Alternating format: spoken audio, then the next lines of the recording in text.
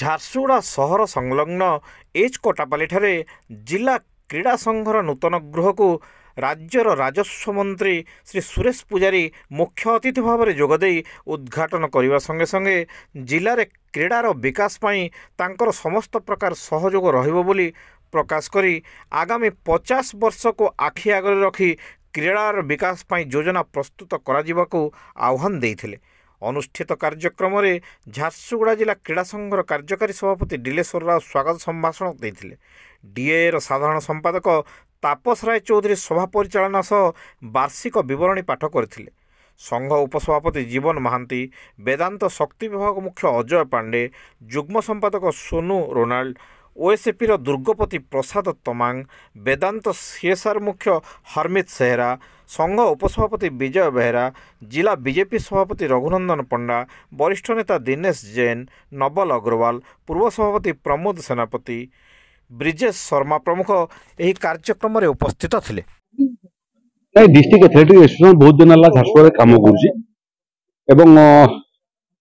बहुत क्रीड़ा क्षेत्र में झारसुगुड़ा युवक माने युवती माने बहुत भल प्रदर्शन कर क्रिकेट रे हो सेटा हॉकी रे हो सेटा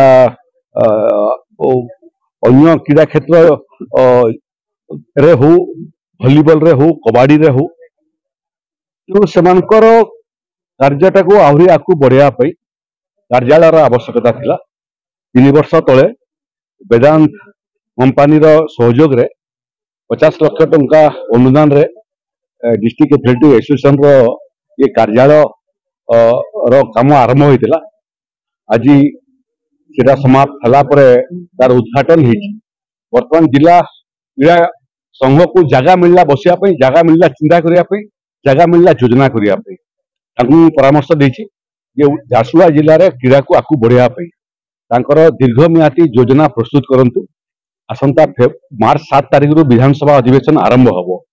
तार पूर्व से माने जो खसड़ा प्रस्तुत करेंगे झारसुगुड़ा रे क्रीड़ा को आगू बढ़िया तार सफल रूपायन भुवनेश्वर रे आमे उच्च अधिकारी मानकर बैठक डाकिबु। जो बैठक रे ओडिसा रो क्रीड़ा विभाग अधिकारी माने मध्य रहिबे, जिला प्रशासन अधिकारी माने मध्य रहिबे एवं डिस्ट्रिक्ट एथलेटिक एसोसिएशन कर्मकर्ता माने मध्य रहिबे एवं एथि जहा जहा आवश्यक अछि राज्य सरकार एवं एथि विभिन्न जो शिल्प अनुष्ठान अछि से शिल्प अनुष्ठान सीएसआर रो पांठी झारसुगुड़ा रे क्रीड़ा एवं क्रीड़ाविद मानकर काम को एवं प्रतिभा को आगू बढ़िया आमे आगामी दिन में लगेबू।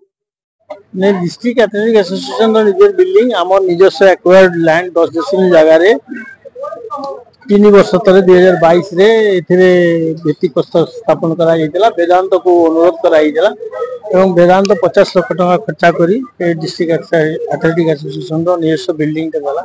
आम सभागृह नाला आम बिल्डिंग नाला आज आम से पाइलु एवं यापर आम एक्टिविटीज गुड़ा को आहरी त्वरान्वित करने सक्षम हेबू।